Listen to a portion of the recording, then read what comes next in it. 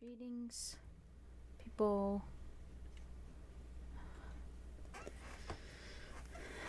I am here now.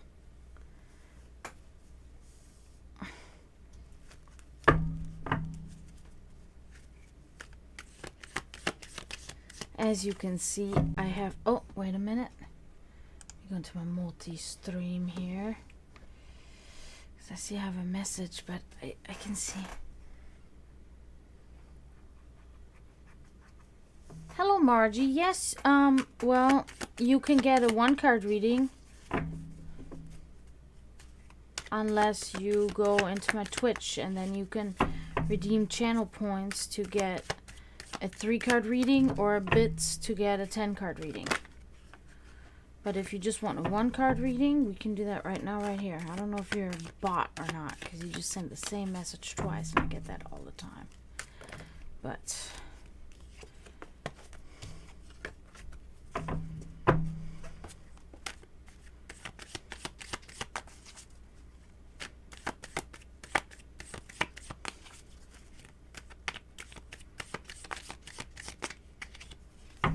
So, as I was saying, I survived the storm. Nothing even happened. Like, nothing literally happened. Sorry, I'm tired. I slept like shit again. Nothing happened. No loss of power. Nothing. So, it's like, okay. It was not bad at all. One of my plants tipped over. But that's like one of... It's a really big plant that I have. I don't even know the name of it. I've never seen one like it. It's very big, and it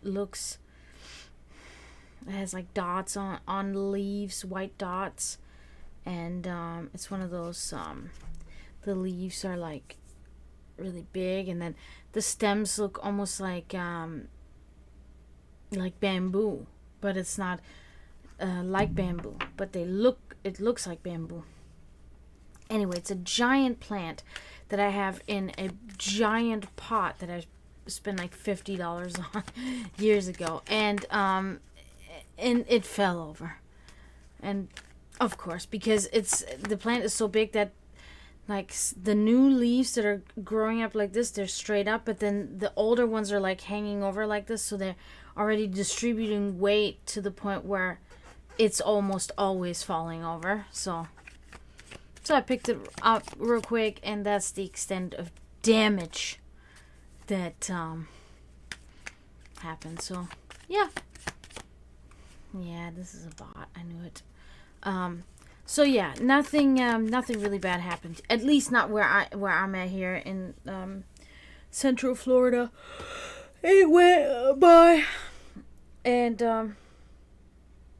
of course that was another reason why I wasn't sleeping well, because now, I woke up at like 6 in the morning, 6 in the morning, when it started getting like bad. You know, the winds were like picking up, and I could hear the house was kind of shaking. You know, well, the house is not shaking, it's so fucking big, but you know, like the doors were shaking because of the wind drafts and stuff like that. So I woke up and I was nervous because, you know, and kind of stayed awake, like in and out of sleeping, because last time we had the very big one, Irma, caused a power surge throughout the house, and it destroyed all of our appliances, and we did not make the cut and you know, the amount in dollars of damages that we had to be able to get help from FEMA, right? So we had to buy all the appliances again. You know, it was really disastrous for us, you know, especially for my brother, you know. So it was like, okay, as soon as I would notice that it gets too bad, I will just go downstairs and turn off the breaker to everything, you know, so that doesn't happen again. Because that's what happened, you know. But so I was in and out, like paying attention subconsciously and consciously at the same time. In case it get really bad, then I could just run downstairs real quick and hit the breaker, and then nothing will happen. But it never got that bad. It never actually got that bad. And, damn, man. I was kind of disappointed. I wanted some action, you know. But I'm sure the people at the coast don't agree with that. They're like, oh my god, I'm dying, or my house is gone. Whatever. But, yeah, so nothing went on.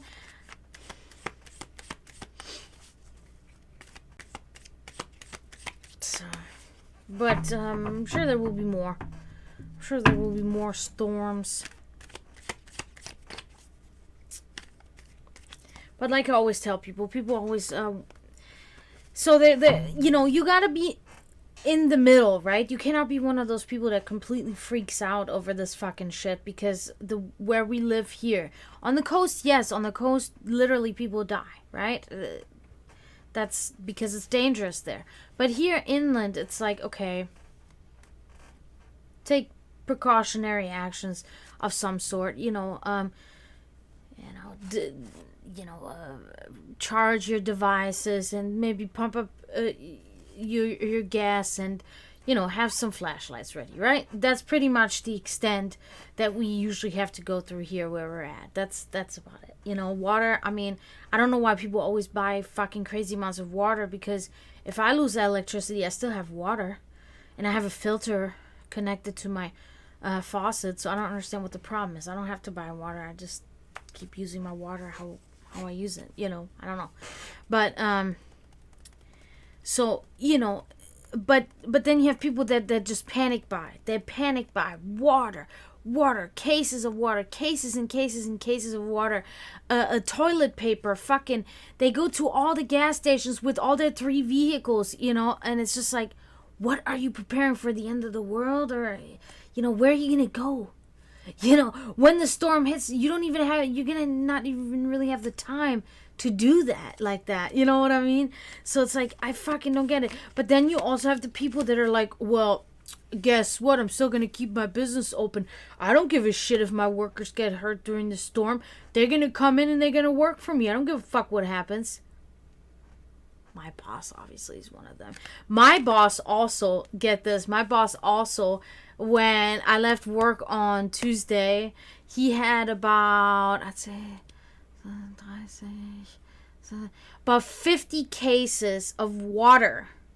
50 cases of water stacked against one of the walls in the restaurant. And he's such a piece of shit, dude. He's such a piece of shit. He looks straight at me and he goes, there's water if you need some. And I'm like, oh, thank you. Only $3. Wants to sell me his cases of water for $3. And I'm like, he is such a piece of shit, bro. He's one of those people, he goes to the store, he has one of his fucking slaves go to the store for him and buy 50 literally, this is not an exaggeration, 50 cases of water to sell to people just to make extra money. What a greedy piece of shit, dude. I'm really starting to hate that guy. So at this point, I'm actually really happy that I don't work there that much anymore. Because it's just for my own fucking good, for my own sanity, for my own good. I cannot, I cannot deal with it anymore. I really just can't. To know what kind of a person I work for is just, and I don't have a choice, so I have to deal with it. But he is not a good person at all. Not a good person. Neither to his workers nor to his family. He's just an all-around bad person. He'll talk badly about his wife to other people.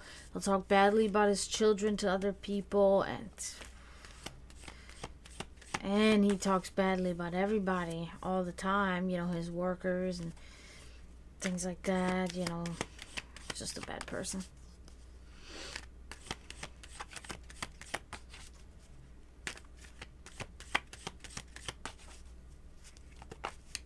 Ah! Oops. Oh, my foot's stuck on my own pants.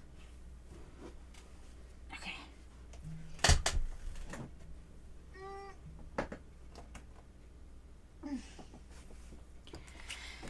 So yeah, I'm glad that I don't have like to go there that much anymore. It's just like, it disgusts me, right? Because I cannot even understand this mentality, you know. And I'm not saying I'm an angel and I'm a perfect person, right? I'm far from that. I have my issues too. Everybody does, you know. But like maliciously and intentionally being a bad person, you know, knowingly being a bad person and just a disgusting human is like, I have no use for you. You know, like you're nothing to me. You're beneath me, and you're beneath other people that don't have that thought process that you do, you know? So I don't know. And then when people say, you should never wish bad things on others. Yes, because your God tells you to. Your Christian God tells you that nonsense. I really hope that something bad happens to him. So that maybe, you know, of course, the cause should be, not the cause, but then the effect of this bad happening should be that he wakes up. That he wakes up and is like, whoa. I'm a piece of shit and I gotta change my ways. That's the hope. And if he wakes up and he's still a piece of shit, then hopefully whatever happened will fucking end him. I have no remorse, and I don't have to have remorse. I don't care. I care as much about that idiot as he does about everybody and anybody in his life, you know? So, whatever. But anyway,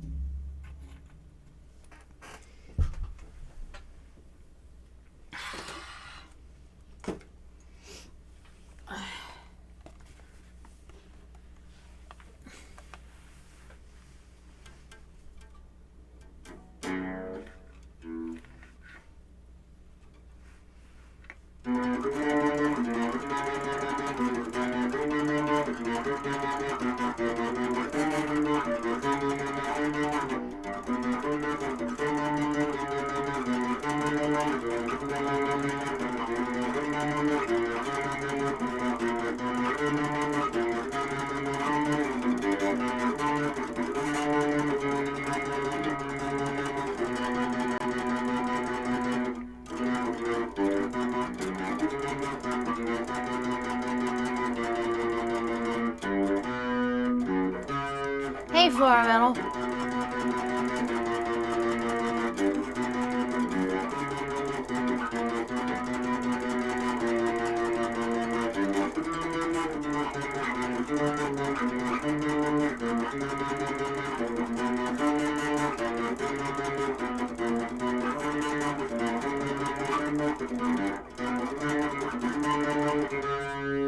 I'm not holding my pick right. That's what's the problem here right now.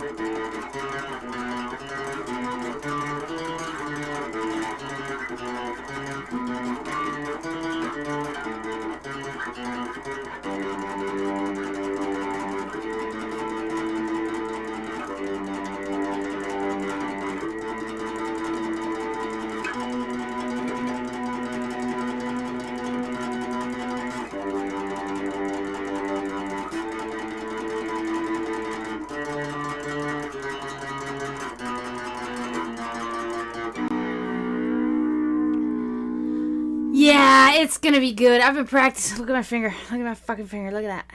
Oh, that's gnarly. Is it bleeding right now? No, it's not. But it's good though. Yeah, I've been practicing a lot today. So.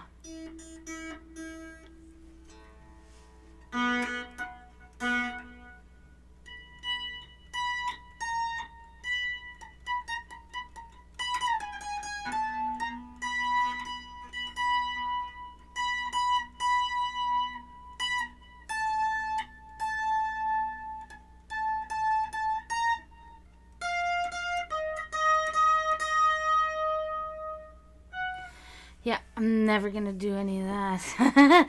maybe, who knows? If I continue to do that, then if I continue to play guitar, maybe one day I can do something. But yeah, I've been practicing, you know, because gotta get in the rhythm, you know.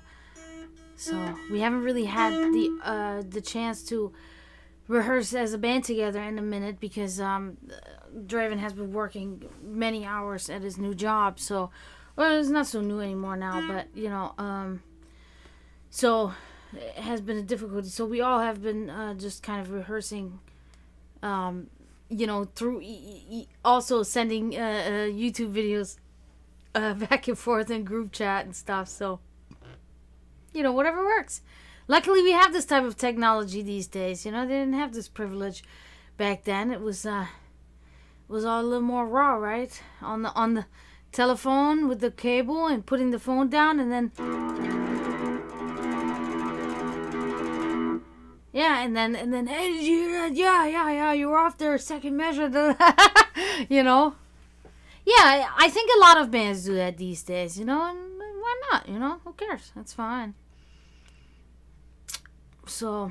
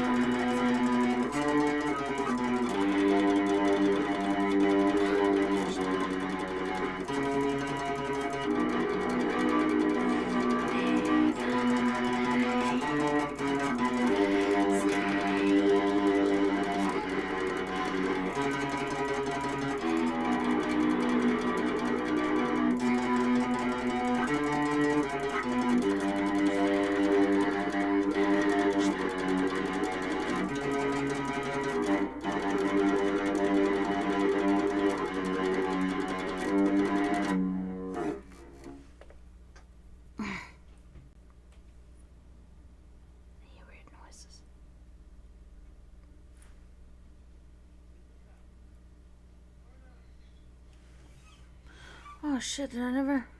No, I did though. I was wondering for a second if I tuned back to my regular tuning.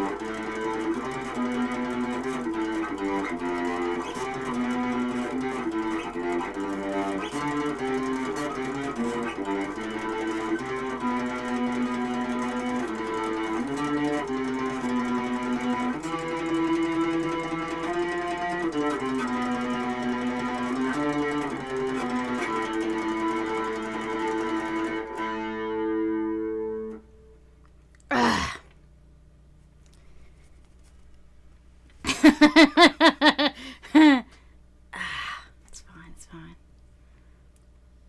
Maybe nobody's coming today. It's only you, Florida Metal. Maybe I'll leave early. What is that noise? I think it's my computer just vibrating shit.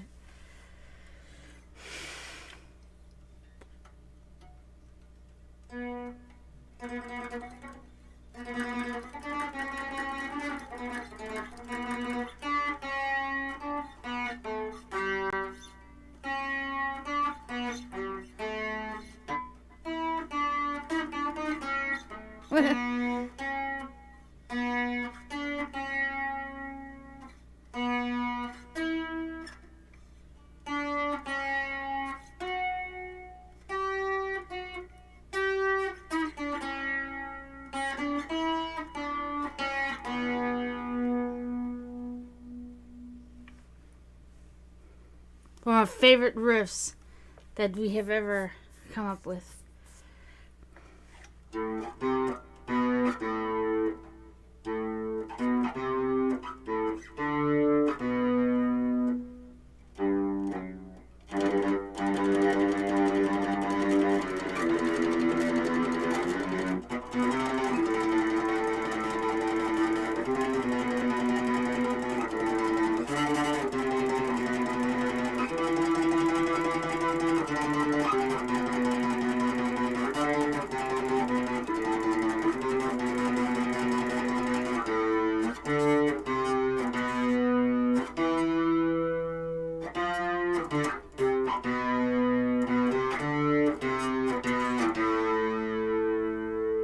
Yeah, it's so good. It's so good. And of course, it's in the in the song "Witch with No Name," which I dedicated to my mother. So it's perfect, you know. I'm happy about that.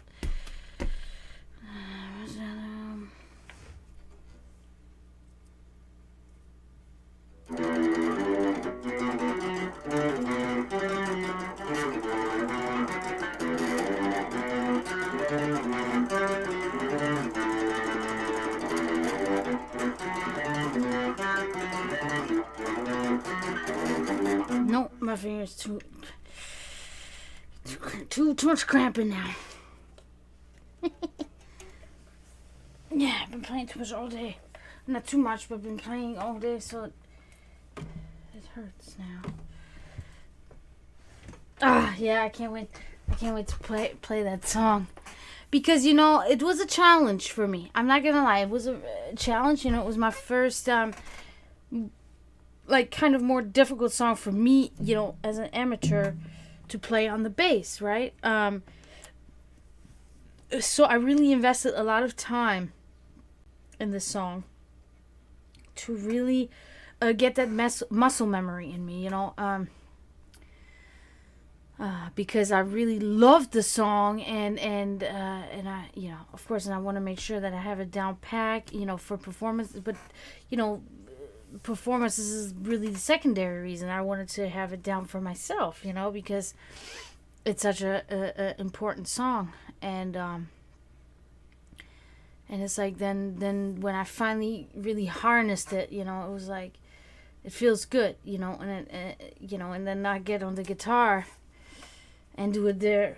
Well, I mean, the transition from the bass to the guitar was was not a big problem for me at all. Actually, I don't know. I think, people don't believe in that, but I do think it has something to do with being a musician is just part of my DNA. It's part of my blood, right? Because that's what my mother did. That's what my grandfather did. It's just in me. So that this was going to cross my path at some point in my life, and that this was going to be in some form like my destiny or part of my fate was fate, like it was written already in the ancient stars, from when our ancestors first came.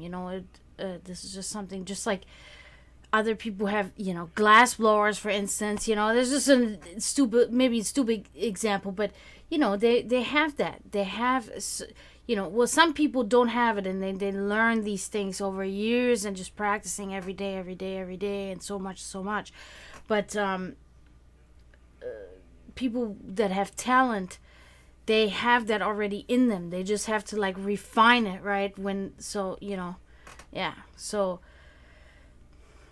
the bass, to learn to play bass live on stage took me 2 years, less than 2 years, and I was already on stage playing. And it was not 2 years of like, every day 8-hour practice. You know what I mean? It was never like that. Every day, in the beginning, it was, a couple hours a day maybe.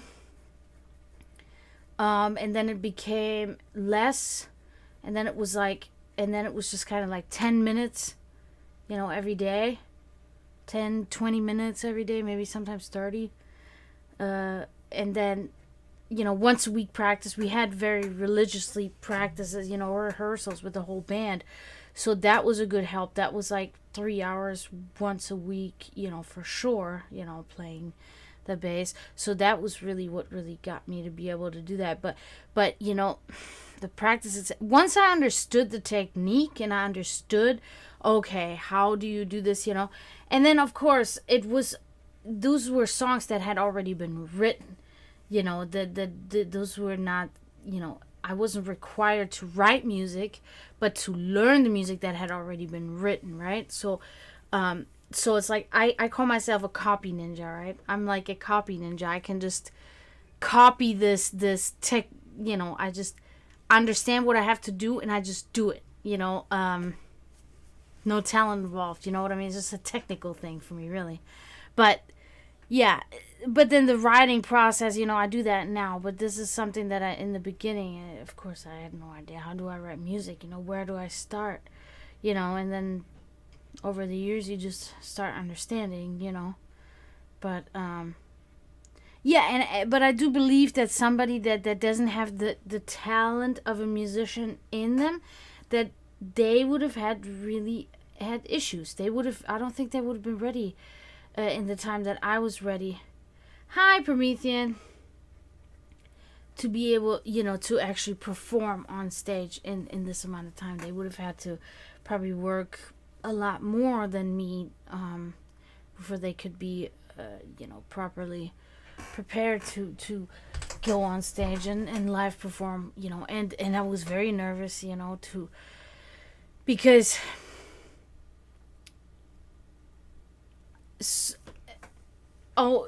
I'm just talking about me playing bass and then playing guitar, how this kind of came to be. Well, it was, my former drummer that said, you need to play the bass. And I was like, oh my God, no, I can't do that. And he told me I should, because it would be the right thing to do. There's not many bassists. It's a very like sought after thing, so it would you know beneficial me in many ways, not just in my own band, but if another band forms and they need a bassist, then I could be for hire or whatever, whatever. So, and he didn't play the bass, he was a drummer, he had no clue, he is very well versed with when it comes to music, what, the aspects, how is it supposed to be. He understands completely inside and out, the technical aspects of music. He's very good at this. But when I came to him, when I got my first bass with my little practice amp, 4-string bass, and I was like, and I encountered I had like books. I went through like one book, and I had a couple of other books on how to play bass. And when I came to him with a problem, I was like, I just can't figure out this part. He just looked at me, he's like, I don't know, I can't help you. Like, I can't, I don't know how to play bass. Like, you're gonna have to, like, figure this out on your own. I don't know how to help you. And, and I was like, damn. And then, and then I overcame this. I had really nobody to help me. Then later on, a little bit later on, then Draven came in and kind of just showed me tricks, rather, right? He showed me a couple of, not tricks, but, things that, you want to do, sliding parts or, certain things that, and I was like, oh, okay, to be able to fit those into the core notes that I had learned, now of the music, of our set and everything but everything else, I taught myself how to read bass tabs, how to write them, notes I had learned in school, but I forgot most of it, But yeah, so it was it felt great, So then when I went on stage and then I performed, because the biggest thing was to be able to the vocals and to play at the same time, and it really didn't present itself much of a problem. Even when I first practiced it, it really was not really an issue for me. I guess it's one of these things that I do all the time where I have to. It feels like in me when I do these things, it feels like I split my brain like in half. When I do that weird multitasking thing, and then there's like one is ticking here, and then there's something that goes around here, right? So this is like how my brain. It's really weird. It's like it. Like there's two parts that move completely separately from each other, and they just do that. I don't know how to explain it. It's really weird feeling, but that's what happens. That's what goes on when I do these things. Now it's more natural. Like that feeling, how the brain splits like that, is not even a feeling. I don't even feel it anymore because it's just so natural now, right? But the only time where it became a difficulty when I first started doing it were the parts where I sing my vocals very fast and rapidly. Ba, ba, ba, ba, ba, ba, ba, ba, ba, ba, ba, ba, because what I was playing is very slow, but my vocals are very fast. So now this is this is very tricky, right? It was very tricky for me in the beginning, but this took me maybe 2 weeks, and then I was able to do that. Being completely fluent in it, I'd say maybe a month, like where I was really comfortable with it. But and I knew the guys, right? My boys in the band, they were nervous, right? They were all very nervous about, oh my God. And they never said it, but, I'm a psychic for many reasons. One of them, I knew what was on their thoughts. They were very concerned about the live performance suffering now that I'm going to be more stationary, right? More held, held to my spot where I stand. That the live performance of the band in its entirety would suffer because I'm not walking around the stage anymore with just my microphone. But they were also concerned about, can she do both? Can she be able to maintain the strength and the velocity and the volume of her vocals, and then also play the instrument, that the vocals do not suffer because now she plays an instrument. And I knew that, and I knew they were very nervous, and nobody said anything, because they didn't want to voice that they doubted me in any way, right? And that was like a huge thing for me always, right? I never really talked about it to them like that, I don't think, but I always knew that, and I always appreciated that they kind of like handled the situation in that way, because oftentimes for me the worst thing is when somebody voices to me what is their concern with me, because then I will be so off focus, right? Because I will focus on the wrong thing. Then I will focus on the negative aspect of it, that somebody's doubting me or that somebody has doubts and stuff, and it will rather pull me down than do anything, right? But nobody did that. Nobody said anything. They just let it flow, and they watched. And I remember when I first started practicing on the bass and singing at the same time at a rehearsal we had, and then it's so funny, right? I just stand back, I have my little drinky, and everybody has a little drinky or whatever, and then we take a break in between sets, and all of a sudden all the guys are like, oh man, it was so good, and everybody's talking to each other, and I can see in their faces that there was like a weight lifted off from everybody. Like, oh god, thank fuck, she did it, oh my god. And I could see it, right? I didn't say anything. I'm like, it's good though, right? And oh my god, I'm so proud of you. Everybody was so proud of me. Then they let it out, and then I was like, thank you guys, that means very much to me. So and yeah, and then it was and then the hurdle was the first live performance on stage, and I was like, oh fuck, man. And I was nervous as hell. Nervous, man.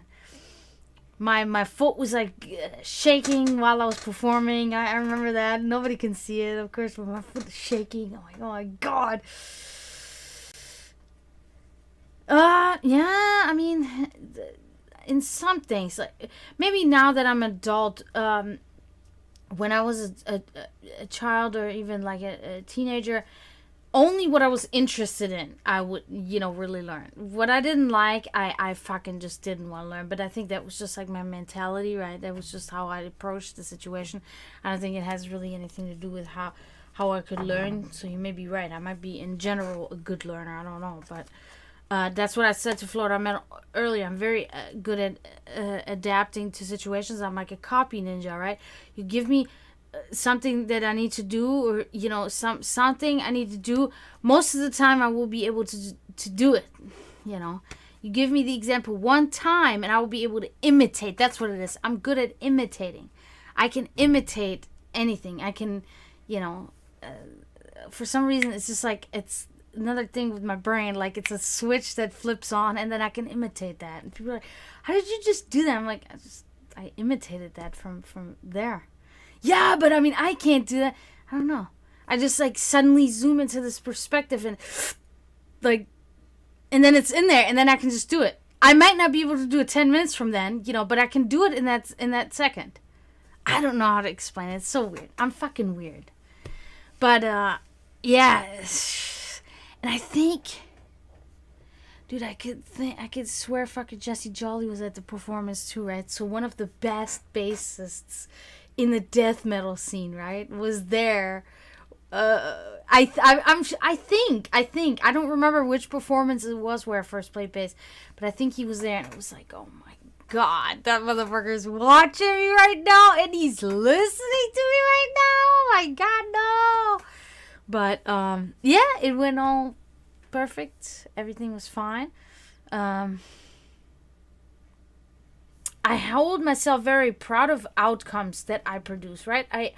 I even so, I can be lazy, right? And I can be sometimes a person of last minute preparation even. I still push this outcome to be the, nearly perfect outcome, right? It has to be as good as possible,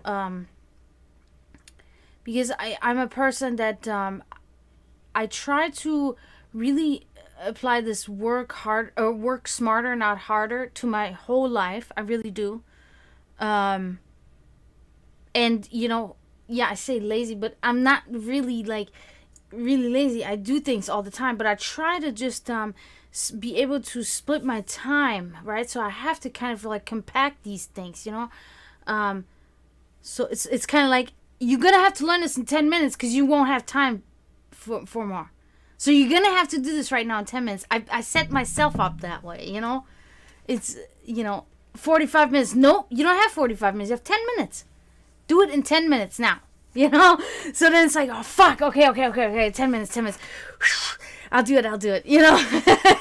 so, I don't know. I set my whole life up like that. But I also set my life up to prevention. I like to, everything I do in my life, oftentimes, not people, but, like Draven, I live with Draven.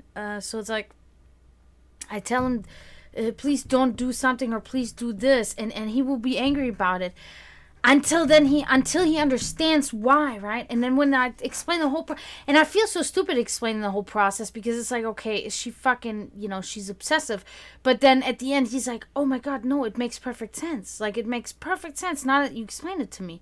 It's like, exactly, like, if you don't do this, then this and this and this and this, and then at the end this will happen.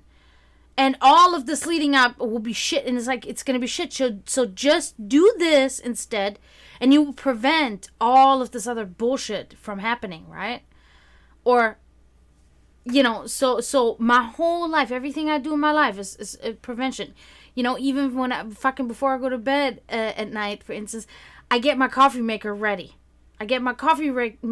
So when I wake up in the morning, all I have to do is I push a button and it brews coffee. Because I don't have time, because I I get up too late.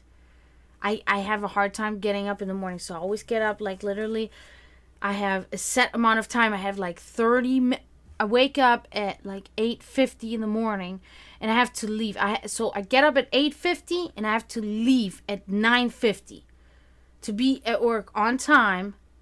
And everything. So I have exactly an hour in the morning. Drink my coffee, eat my toast, take my vitamins, then, brush my teeth, do my makeup, do my hair, put my shoes on, get ready, get out the door, right? So the cat's bowls and feeding the cats. That's literally the first thing I do. As soon as I walk downstairs, that's what I do. I feed the cats. I have that already set up. I have 2 bowls with 6 little thingies each, and I carry this outside. It's already ready with food, and I just put it down and I go back inside and I do my thing. Everything in my life is completely organized and strategized and lets me have free time, lets me be able to read a lot, lets me be able to do this here, lets me be able to do these things. If I didn't have it all planned out like that, my life would be a fucking disaster, Okay, let me read this. Sorry, guys. I've been talking so much.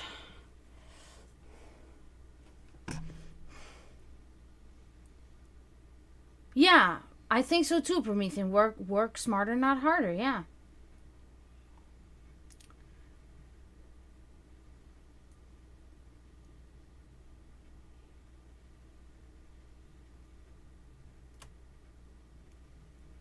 High achievers will overthink it.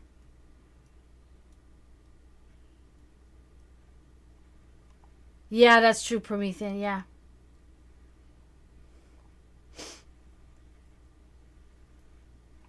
But, I'm not really lazy, though.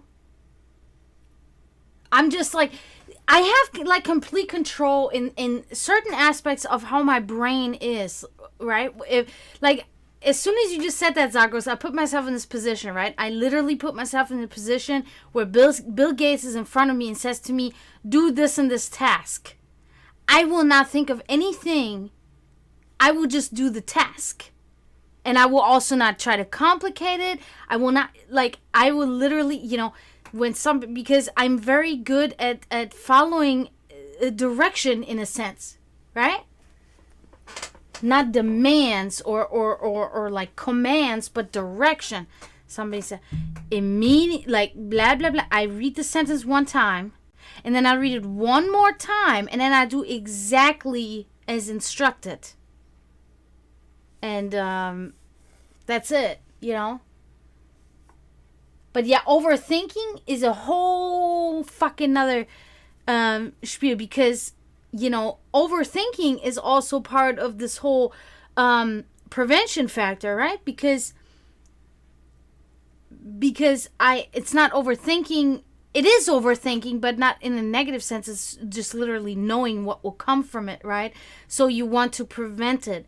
So you put things in place that will prevent what you know is going to happen if you don't put these things in place. So, but you have to, you know, there has to be a part where you know that now you gotta stop, because now you're starting to overanalyze things, right? And that's what my mom always told me and taught me, is that for when I was a young teenager, I had a problem with it, and my mom said, you know, you need to stop overanalyzing, because if you overanalyze, you can overanalyze relationships, friendship, you can overanalyze everything to death.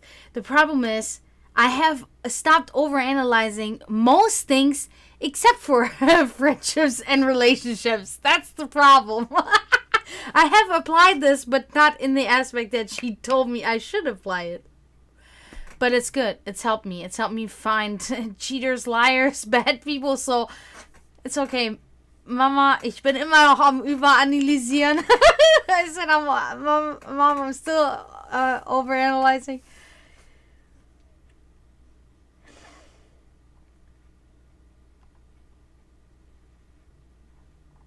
Yeah. Oh, The Simpsons? Oh. Yeah. Okay. That's okay. I wasn't sure how to, but okay, that makes sense. Yes, and anxiety is in the negative aspect, overthinking, right? There's the good overthinking, I think, and then there's the negative, where you really just like, now you just fucking trying to rip apart a sand corn. Okay, stop it already, right? But there is stuff that needs to be really taken to higher places. I need to you about this horrible dream. You had a horrible dream? Oh. Yeah. Yeah, after the show, yeah, that's fine. Whenever. Oh, man. They feel gross, don't they? Bad dreams feel so, like, ultimate, right? They feel so like this is the truth, you know? They can be hard. When I feel that, but listen, bad dreams, I have two kinds of bad dreams most of the time. Really. And they're never really the same, but they're about this topic. They're either about the end of the world, right? The end of the world, and then it's only horrible because, like, I'm dying too. And my brother is dying, right? And you guys are dying, but that's not my dream, right? Because you guys know, whatever, humans, I don't care. But you know, the whole, it's like an end, right? The end is here now, and it in a bad way, right? It's pretty much, it always has this feeling of nothing has been resolved. You know, the world is coming to an end now, and we have not resolved anything. We have not resolved fucking global warming. We have not resolved world hunger. We have not resolved, you know, wars. All, you know, it's just coming to an end abruptly, and it's all over, and it's fucked, and it's a horrible feeling, and in the most crazy way. Most of the time, I dream this is aliens destroying the earth. And it's like not super science-fi either. It's like really legitimate how I dream this. This is like, you know, not like fucking Star Wars or some shit like that. It really, which Star Wars is kind of realistic. I would say it's not like, you know, I don't know. But it is like how you would really imagine it would happen, right? I guess in the conventional way, in the classic way still, right? It's either that or it has something to do with my brother getting hurt or dying, right? Oftentimes it's related to water, drowning, this type of thing. I'm unsure, but I think this is something to do with when you're in over your head and things are just like they're fucking, you're drowning in your issues and your feelings and all of these things. So I think that has something to do with that. But yeah, those are the two things. Nothing else I ever rarely remember dreaming of that is horrible. Of course, now when my parents are in it, something like that. But it's never, now at this point, never really so horrible. But it's more like messages, and I do think it's a connection somehow a little bit to the other side and to them, of things that they were never able to say or do or express, and they're coming through somehow from the other side, in a sense, like this residual thing that was there that they couldn't, and it comes through in the dreams. But yeah, I know what it feels about these really disturbing dreams, right? Yeah. And it's really weird because sometimes they give me a thrill too. Sometimes they make me feel, when I wake up, they make me feel in a way good even. But I think it may have something to do because with you wake up and and it's kind of like a euphoria because this is not reality. It was just a dream, right? So now you're like have a subconscious feeling of euphoria that you're not really aware of, that you're still, alive, and that things are still moving forward, in the world, that the world literally is still turning,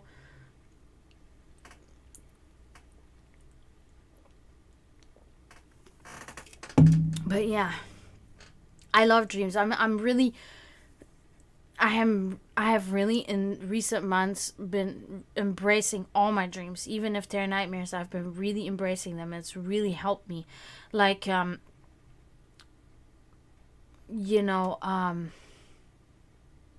fear. This is the thing that I've been working with lately for like a few weeks now. It's like I've been working with myself internally of fear, and fear is like this big word, like fucking deathly fucking scared or whatever, but it's more like nervousness, anxiety, being afraid of things. I have just become a person like I'm not gonna be afraid anymore. I'm not gonna be afraid of anything. I'm not gonna be afraid of my dreams. If I have bad dreams, I'm not going to be, for an example, I'm not going to be afraid of my boss anymore. I'm not going to be afraid of how people are going to take what I say. I am not going to be afraid of anything because I'm going to be 35 years old in October and I have survived my whole life. I have survived. And, I will continue to survive. I will continue to go through life. Life will keep on going. It will hold its balance on its own, right? So I just have to like stop being afraid. But you guys know that oftentimes it has to do with my immigration problems, but it's not so much fear as it is now, has become just a thing where I have to really understand. It's just a practical thing. I shouldn't get in trouble because it will not work out good for anybody. It won't work out good for me. It won't work out good for my brother. And that's what I have to think about, and it's not so much, I used to have like a fear of it. I used to be afraid that I would get put in jail if I did something wrong and then I would get deported. I'm not afraid of that anymore because even if that were to happen, we will go from there. We will move on from there because I have been reaching into my repertoire of things that I was taught. And one of those things that I was taught is like, there's a solution to everything. There's a solution to every problem. So just don't think about the problems until they are really there physically. It has now become a problem. Like, you still have a job. Don't sit there and let anxiety make you freak out that you don't have a job tomorrow and then you don't know how to pay. The time hasn't come. The time has not come. You sit there and you don't think about that right now. When the time arises, that's when you tackle it. That's when you tackle the problem. That's when you indulge in anxiety, right? And use the anxiety to find the solution for this problem at hand, right? That I have to be more like that. I have to retrain myself this thinking process, right? There's a lot of people out there, and that's, that is anxiety. That is literally what that is. And there's a lot of people out there that have it so bad, and they have such a hard time being able to readjust their own mental mental reaction to these things, that they have to be on medication to be able to control that. But I know better. I know I don't need to do that, because I have all the tools I need to be able to overcome this on my own. I've overcome this on my own many times, but what happens is, and this is a natural thing, I've read this before somewhere, it's like you overcome this, and you overcome this only for a short amount of time, to get back into your old habit for a long time. And then again, you're able to conquer it again for a short time, and then get back again into your bad habit for a long time. But the times are shifting. These better times are getting longer, whereas the worst times of your anxiety are getting smaller, until you eventually have switched the places where your anxiety becomes a small amount of time out of your life, and your prosperity of your mind becomes the most of the time, right? But it is such a thing of patience. You have to be so patient with yourself. With yourself, with your surroundings, with your situations. And that's also another reason why I set my life up to be as peaceful as possible, to be as little stressful as possible, because stress is a huge factor, right? I have enough stress at work, and it's not the job that stresses me out. I don't like being a fucking waitress. It's horrible. But the technical part of the job is perfectly fine. I like doing it. I like doing these tasks that I'm supposed to do at my job. I have no problem with that. But the stress that I feel at my job at all times, because of my boss, manager, these awful people around me, it's like, okay, I can handle it there perfectly, just as well, just in a different way, right? I don't really try to find peace there so much in that sense, because I'm not there to have peace. I'm there to work and to accept that I work for tyrants and people that have no regard for me, and I have to just accept this fact and work. I'm there to work, and I go home, right? But when I come home, it has to be tranquility, right? I have to have little stress in my home and be able to focus on what will keep my depression and my anxiety to a limit, okay? And I have set myself up. I have at some point I thought to myself, having a schedule for all these things all the time, because I have really a very very efficient and strategized and organized. I thought to myself, maybe could actually also be an actual anxiety problem. But I have realized no, because it's a structure that I'm setting myself to be able to, do this, because that is how children are supposed to be, put into the world too. They need a structure. They need to have a routine in their life in order to be able to, I don't know, I guess, not fall out of place, or, I don't know how to really put it, but a routine just helps in their consciousness being able to be comfortable, and knowing that there's a familiar aspect every day in their life, of something that they're doing, and so it is good for an adult too, so that's, and also I think what is a big thing that has also been helping me now the last 2 weeks or no that I've been doing this, exercising, team handball again every day for an hour. It helps. It really helps. Hopefully it's going to help with my my physical thing, as well as my mental thing, And so far, yes, I would say it has been very tremendously helping, because this is like a part where when I exercise, I actually have time to think. It's like, when you guys are driving a car. Remember when I used to drive? When I was driving a car, it was my favorite part, because that was my time to think. The whole time I'm driving in the car, I'm thinking. I'm finding solution. I'm getting ideas. I'm thinking. That is what I'm doing now when I play handball. I also do that when I paint. That happens too.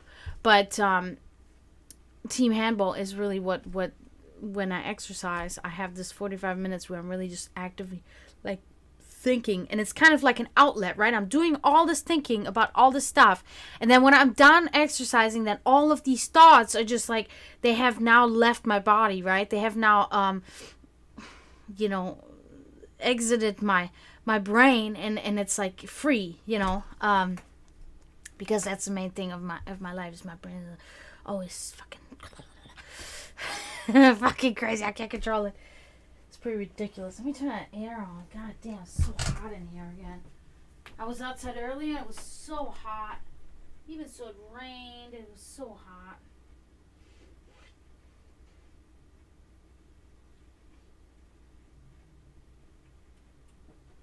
My phone is actually charged at 32%. I'm surprised.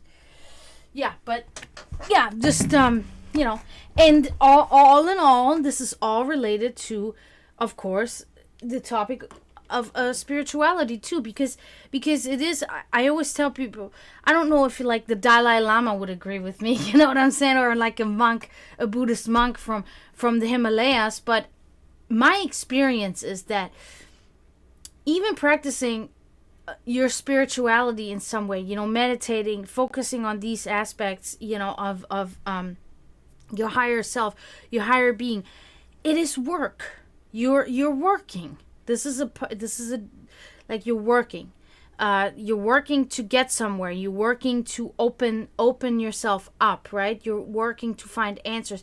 It's work. It's effort that you have to put into, and I think that you can only do that when you come from a really clear conscience, right? From a clear brain, from a clear mind, from a cleared everything. It's like clearing your sinuses, blowing your nose when it's like runny. It feels like you feel refreshed, right? It's the same with your brain. So it's like if I do my exercise for an hour, my physical exercise, then after that, of course, I'm a little bit, out of breath. So I take like 10, 15-minute break, do whatever.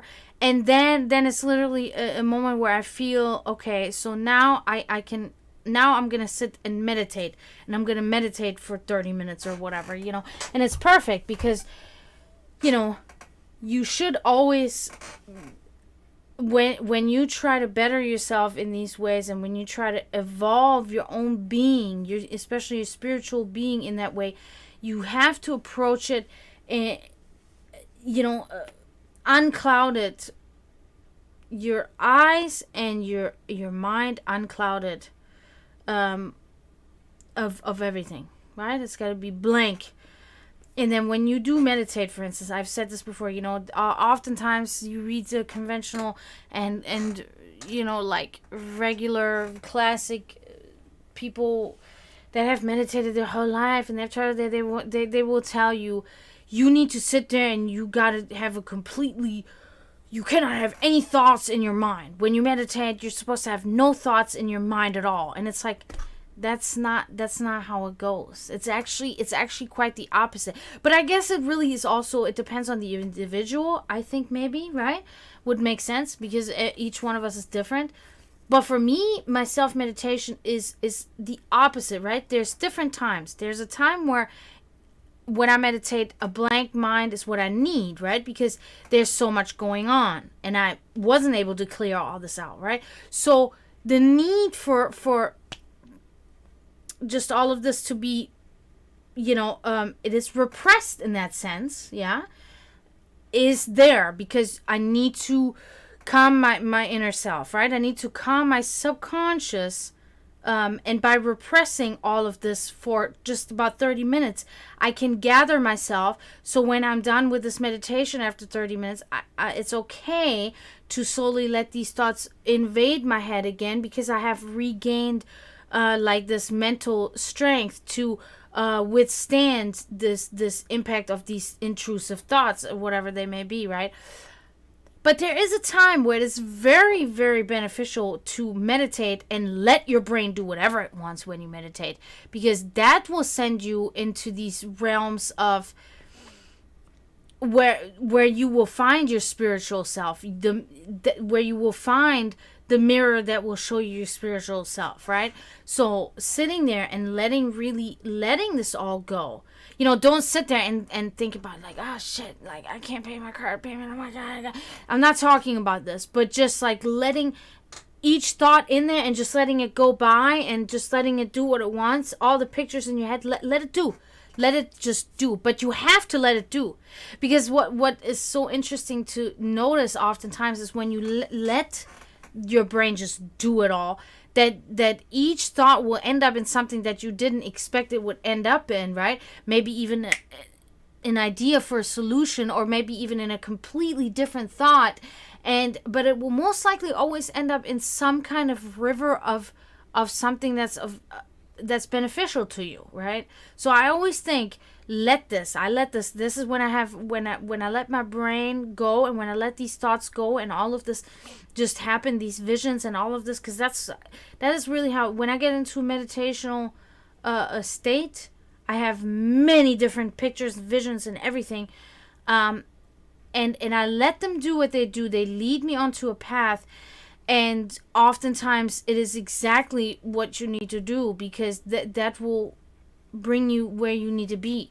And the feeling is really then as you awake after the meditation, you will feel like, whoa, you just ran a marathon with your brain, and you feel like exhausted, but in a good way, like you just worked out. But you worked out your brain, and it's like a relief. It's like a band that was stretched over it, just finally just ripped, and it's like loose,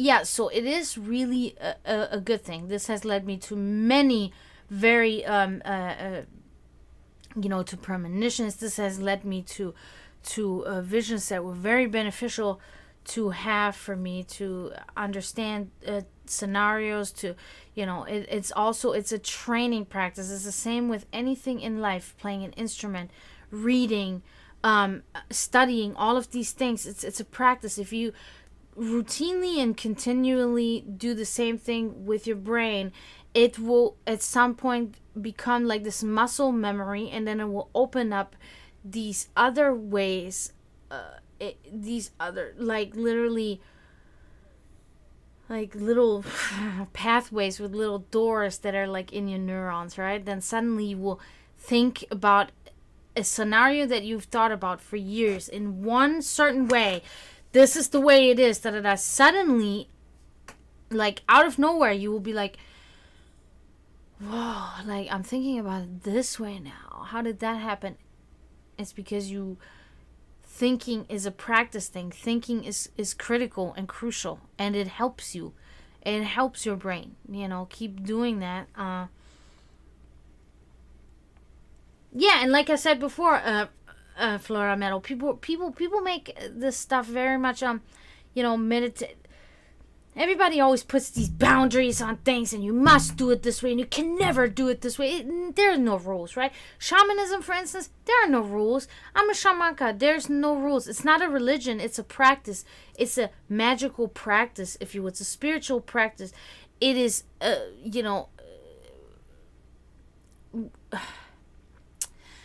it has nothing really to do with the religious aspect, because religious aspects is oftentimes is either just a belief, or it's a belief that's based on historical fact. It depends, right? But where at least a little bit of truth is in there, a little bit of factual stuff is in there, But when it comes to meditation, people won't be like, okay, you have to meditate for 30 minutes every day on the dot. No, you don't. No, you don't. You don't have to do that at all. You have to do what is natural for you to do. You have to let yourself decide, your brain decide, your circumstance around you, your situational circumstance around you decide, right? There can be a time where you're in your living room and you feel so good right now and you're just sitting on the couch, you're like, suddenly it just comes in your head and you're like, I think I really just want to meditate right now. Do it. Do it. And then you do it. Fucking, even if it's just 5 minutes, because in the beginning stages of meditation, it takes a long time to really get into the meditative state, because you're going to have, it's going to be very unfamiliar to you, this territory, to actually sit in silence, in blackness, with your eyes closed, and just really let all this happen in your head. Because normally we're busy people, we don't ever do that until we go to bed, and then we're so tired we close our eyes and we fall asleep pretty much immediately, or we watch something on TV that keeps our brain active and then we fall asleep, so it's like we never make ourselves do that. It's going to be unfamiliar. You're going to be not able to sit still for the first 10 minutes. Totally normal. You're going to be like, damn it, I was supposed to sit still. Because they say that, these people say that, these Buddhists, or these, not Buddhists, but these monks or certain people that practice, they will say that. They will literally say, you cannot scratch yourself. If you have an itch on your nose, if you want to, oh, thank you, Conkers. What's good, Conkers? Like, these people, will tell you, you cannot scratch your nose. If there's an itch while you meditate, you cannot scratch your nose. You have to just let it go. No. That's a whole nother practice. This is now you're trying to teach somebody how to discipline themselves. That's not it. Okay? You want to scratch your nose while you're meditating? Scratch your fucking nose. It's fine. Okay? It's not, nothing is like that. Exactly, Promethean. Exactly. It has to come naturally. The first few times only going to be like 10 minutes. Living life. That's what we all do. Yeah. So the first few times that you meditate, it's going to be different feeling. You're going to be like, oh, wow, it was only like 7 minutes. I thought I've been sitting here for 20. I think I'm done. And you're going to be annoyed and you don't want to do it. And It's not for everybody. Oftentimes, people will end up saying, I'm not doing that meditating stuff anymore. It's not for me. I don't want to do it. I went through a phase. But, get back into it. Do whatever you want. In that sense, you know what I mean? But it is very beneficial. It is very beneficial.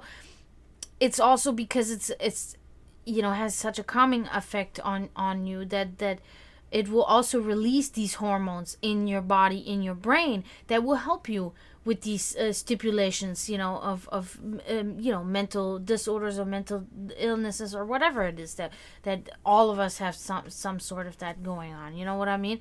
And it is the same equivalent what physical exercise does. Physical exercise is the same thing. It will then release hormones, endorphins that will actually help you feel, a type of euphoria and happiness, which a lot of people, they will result into.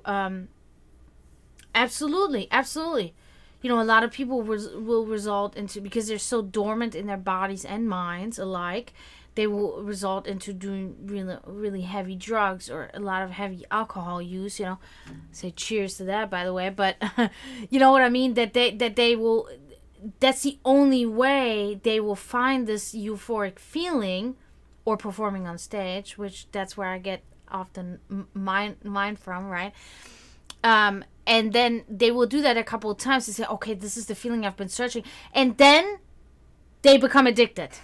And that's where the problem then lies, right? Because then they become addicted to this actually rather harmful substance that gives them the illusion that this actually helps them, because they get a little point of euphoria when they take this drug, and you can, and it's, sometimes it really is a thing of laziness, because it requires you to get up, to move around, to do these things in order, for physical exercise or even meditation. It requires you to actually do something. You have to get your ass up and do it. And a lot of people don't want to do it. They're literally lazy. They don't want to fucking do it. They'd rather fucking pop a pill or fucking, do whatever, and then, I get the feeling like that. Yeah, well, you will die early too, because your liver is not going to be happy with these chemicals that you pump into your body. Cheers. No, but you know what I mean.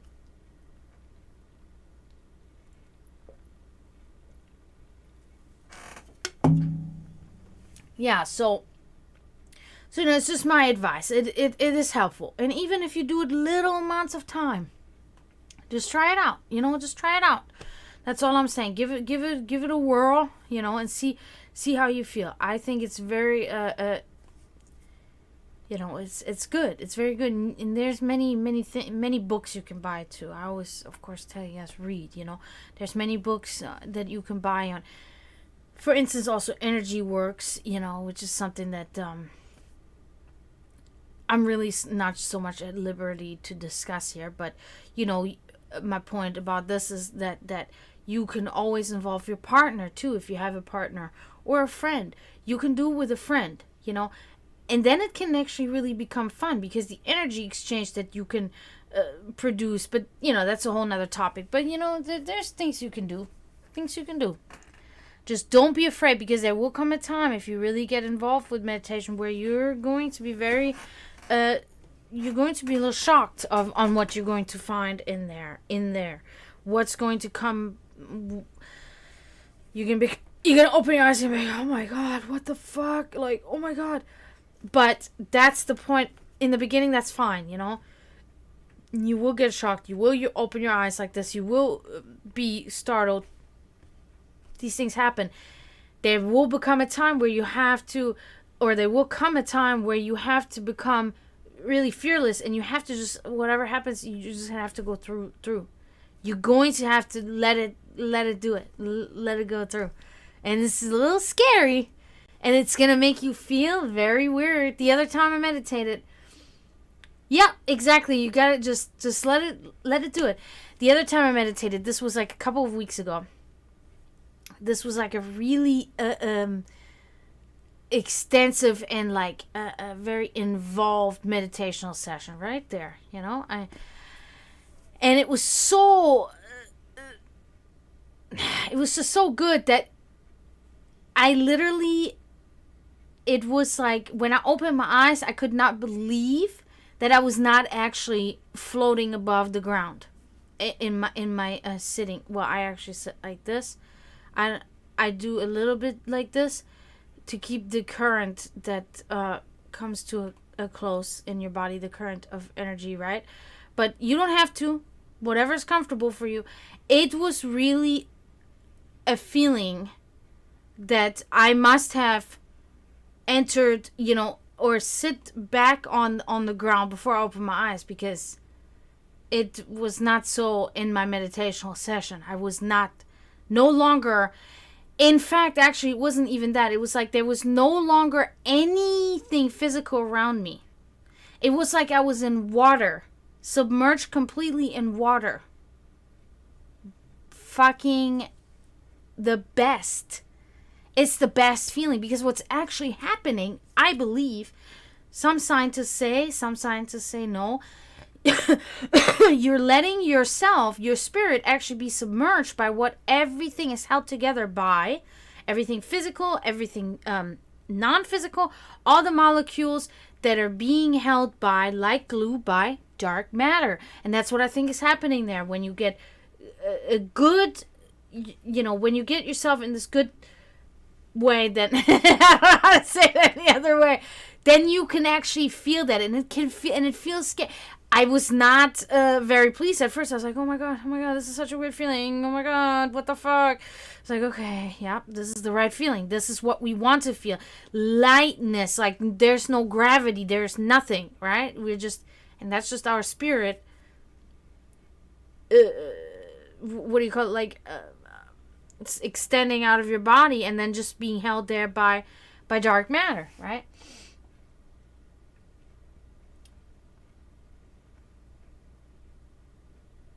Oh, yeah. That's cool, Conkers. Yeah, I can only, yeah. Yeah.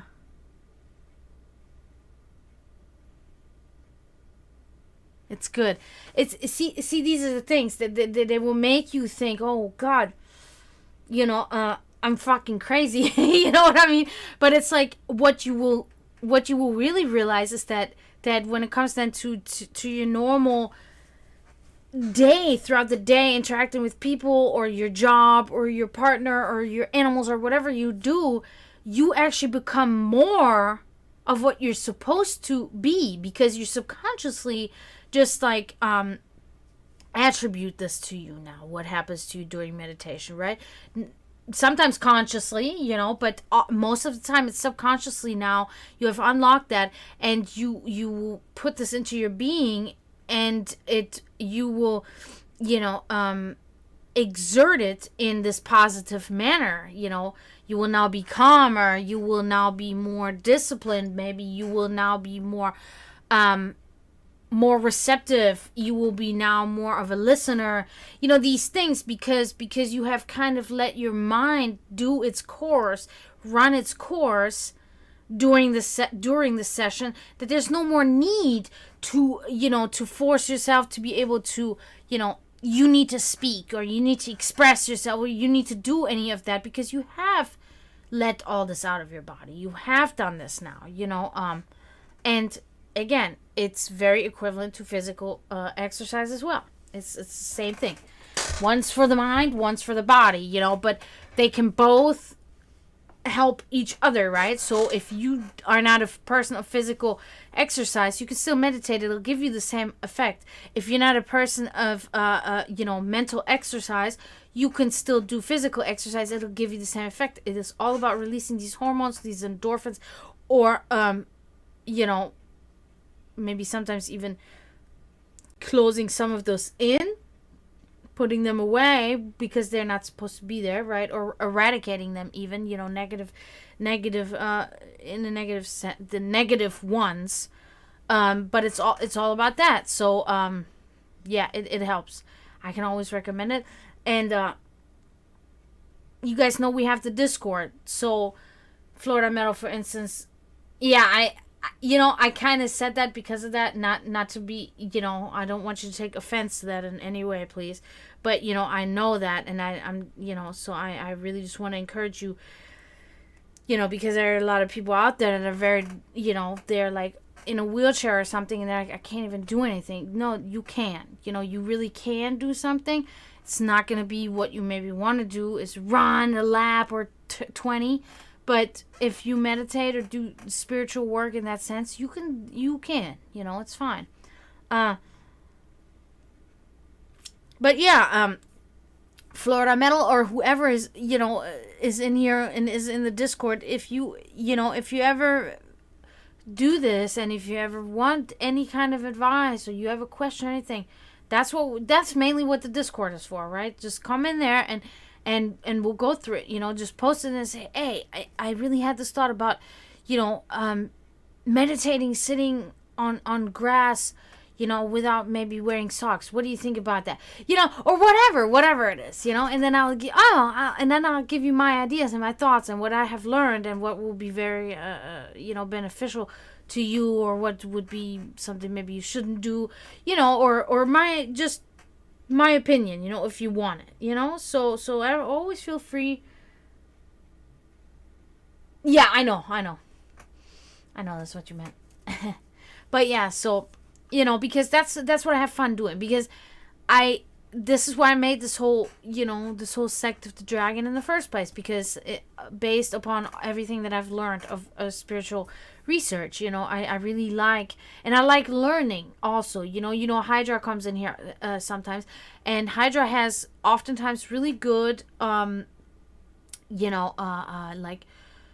knowledgeable facts to talk about, what is written in the Vedas, etc., books that I haven't gotten into yet, and it helps because it enhances my knowledge, and knowledge is power, right?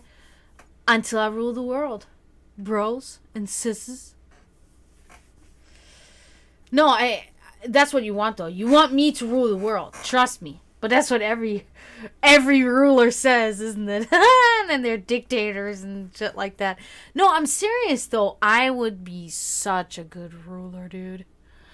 I mean, pizza would be half off at all times. I'd make that state law, right? I would probably do that with all foods, though. Because I really like all foods.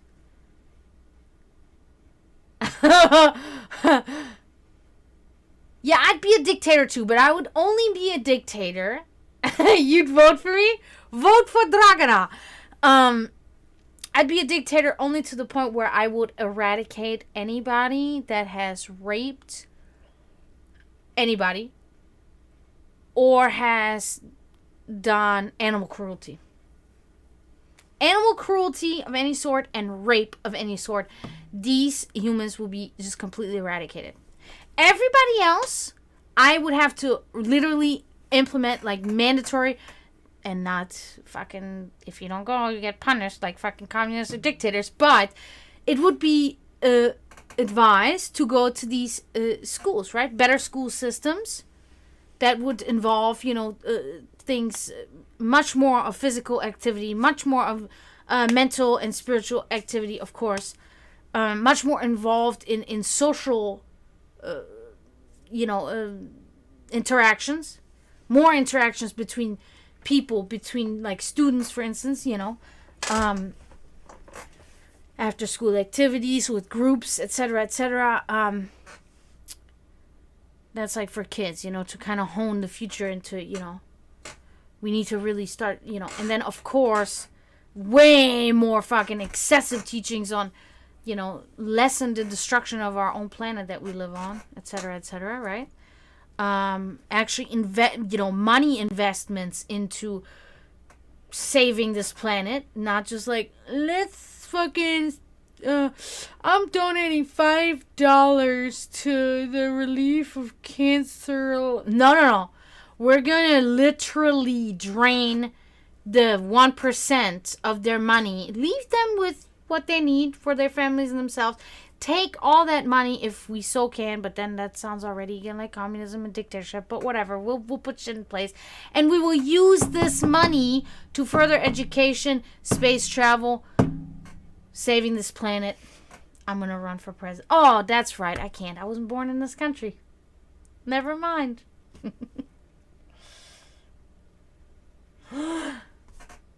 Are you serious, Promethean? Oh my god, thank you!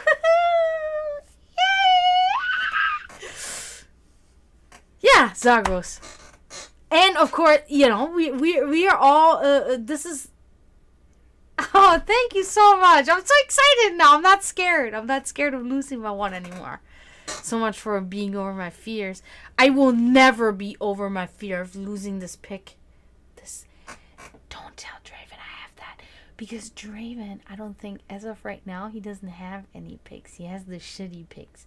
So if he finds out I have this one, he's going to try to snatch it from me. We use the same picks. I don't have a pick at all. I only have this one. Here you go, Draven. Have this shitty one. They fucking hate. Well, that man can play with any pick anyway. So, but he'll bitch a storm anyway. But whatever. But anyway, thank you, Promethean. But yeah, Zagros, wouldn't that be something, huh? Dragana for president. That'd be something, man. Damn. No, it's really like this. Like, okay, you guys know how I say that humanity, because most of humanity is pieces of shit. Okay, we know that most of the people on this planet are really deliberately bad people. Okay, so now a lot of those are just that way, but there's a lot of those that have like reasons why they act like that. It's like it's like people having a hard time with thoughts in their brain and they're letting it out. Oh, I was like, oh, okay, I love you too. I'm like, okay, that's nice. I didn't say that, but yeah.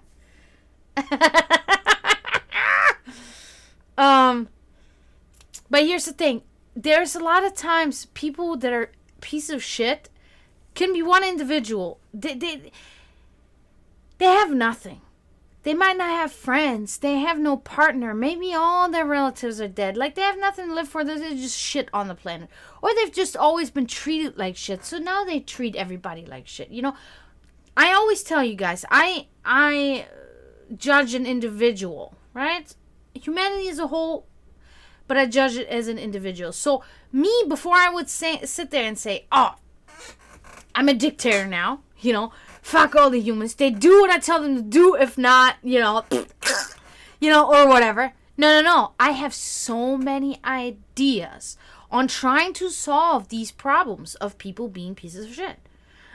Like, I really have so many ideas. Like, there would be literally people put in place that I would train them, or, have them trained to train other people, and then spread it out like this to really individual encounters with people. It's got to be like people, it's got to be people that are trained in psychology and they're in psychiatry, and they're skilled in social training, and they will really get with as many individuals on this planet to really sit there and say, you know what?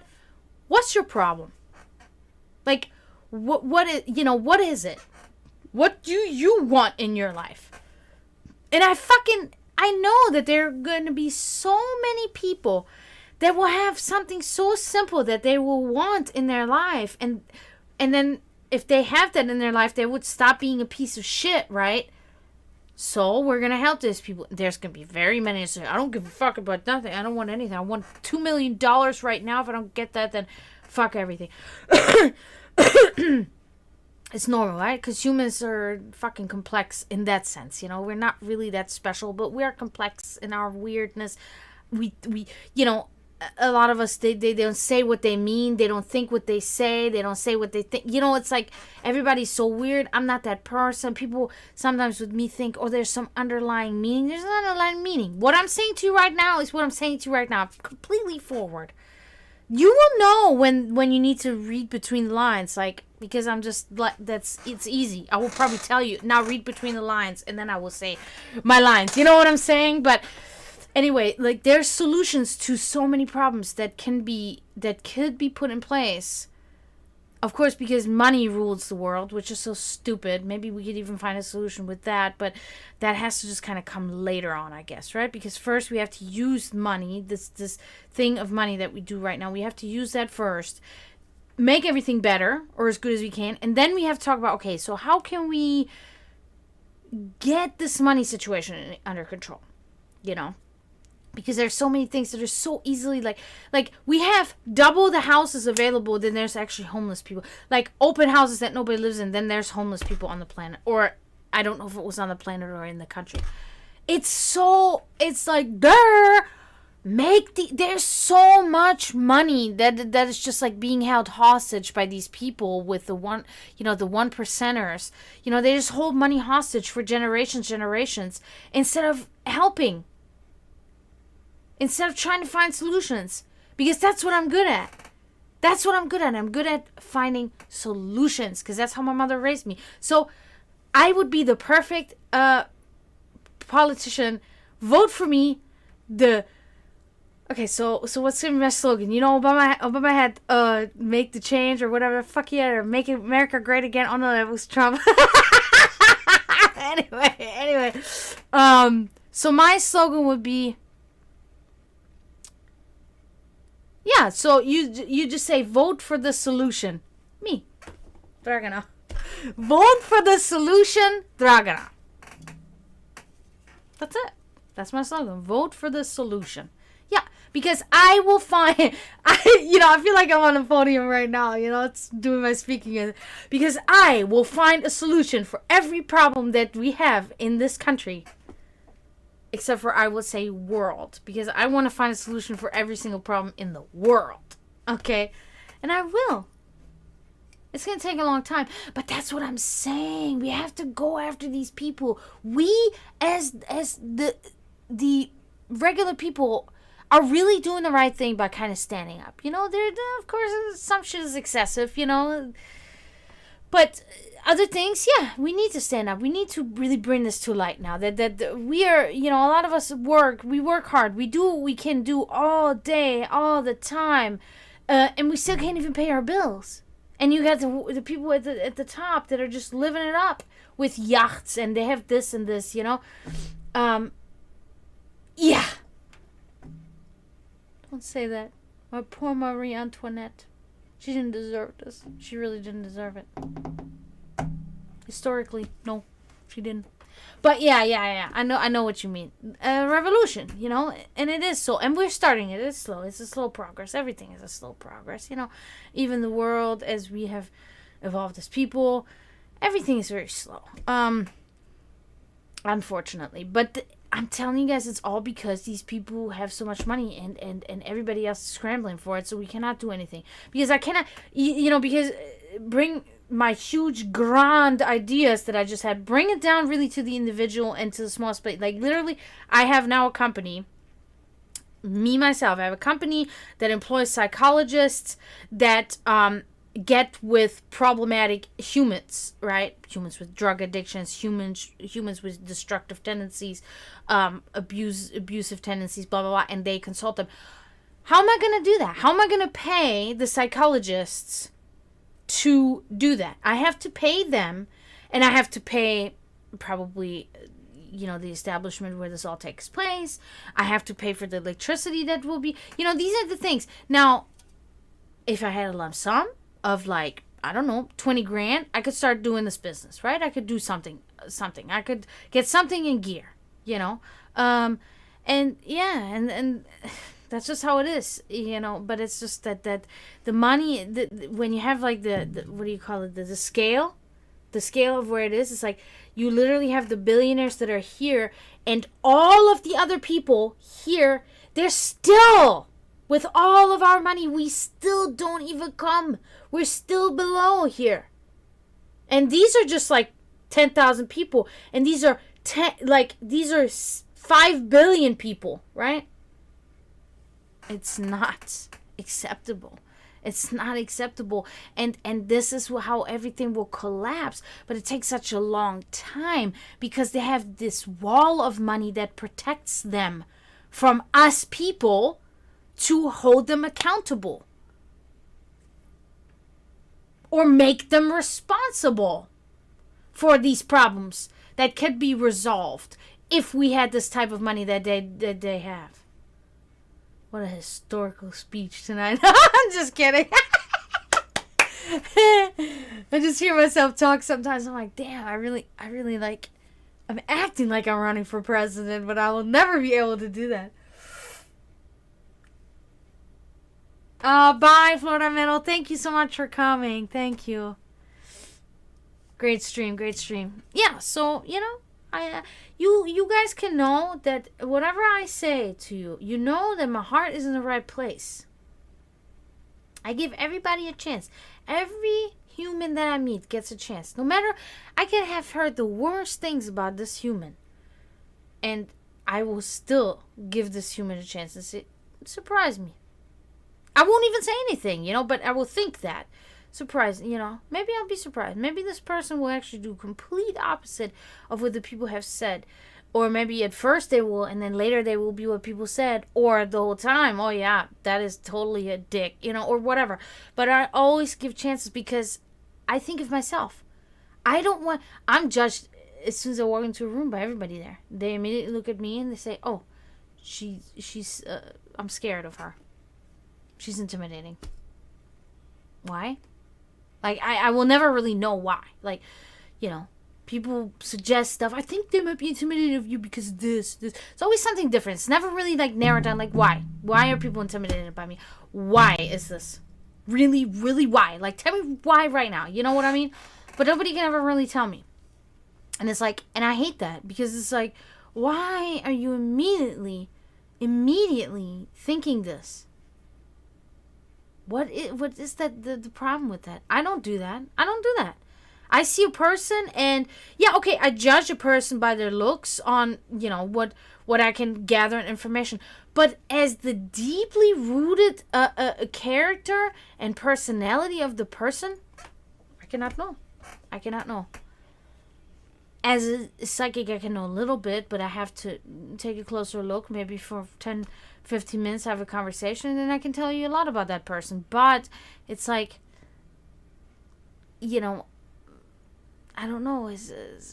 I think everybody deserves to have a chance and to redeem themselves. If except for these two types of people that I have mentioned before, the rapists and the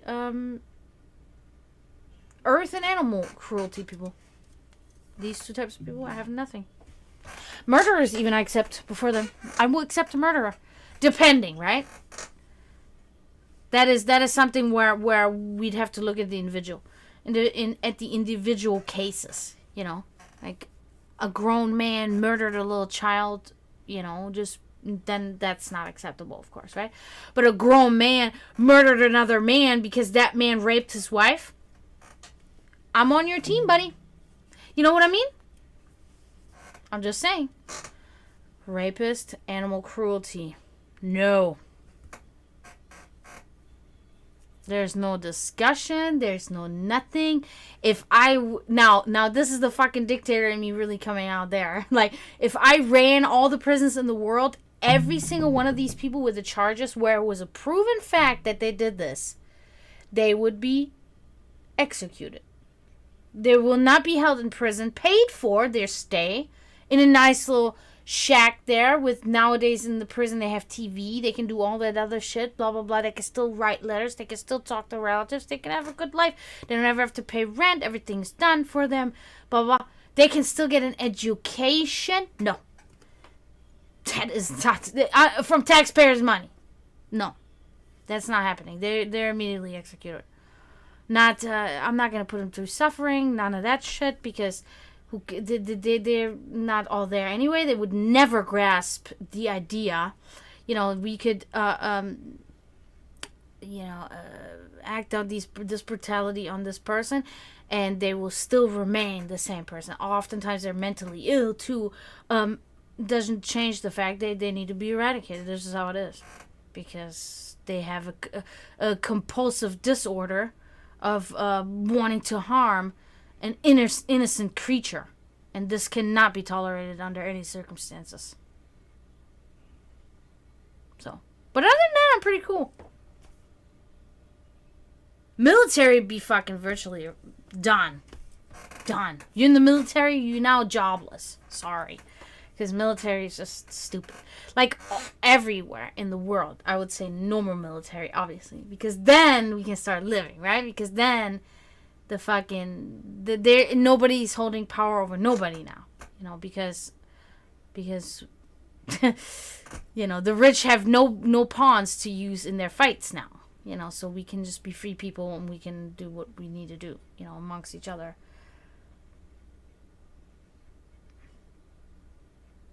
Well, okay, see, of course, these are now, that's where, when we get into the nitty-gritty, those are problematic situations right there.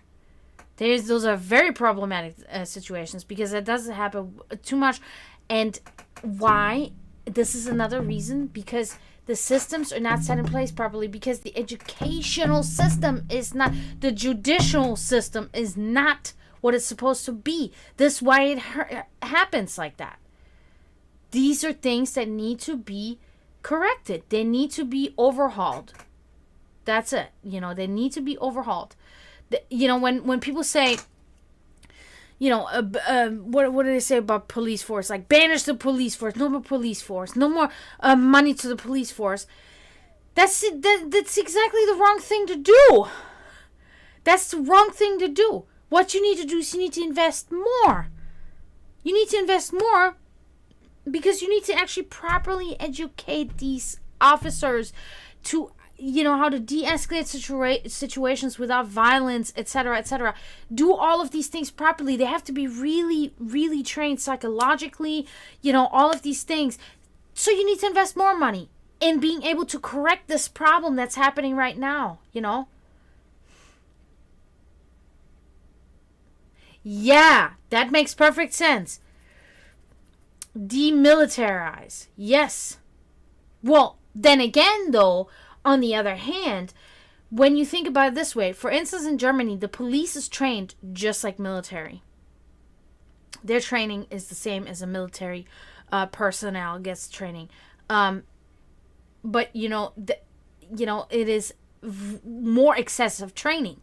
It's more excessive, heart to heart, really making sure that this individual is mentally capable and able to handle these situations, and only result into use of firearms or of any kind of weapon in the very, very last resort, But these are all things that, if we had the money from these people that are in the higher places, we could fix these things. We could really inject these places with the systemic problematic situations and make this all better. Because now we can have psychologists that really give training to these police officers. Now we can have a better protocol. Now we can have better like technology that we can oversee them better, even when they do these things. All of these things, so many possibilities, so many things would open up for us in order to do these things that we really want to do, if we had the financial backing for that. But that's the problem that we're facing.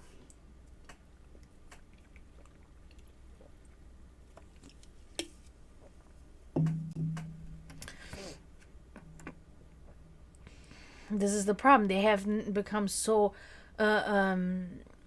crazy. They think they're above the law now because they serve the law. They're above the law, but nobody's above the law.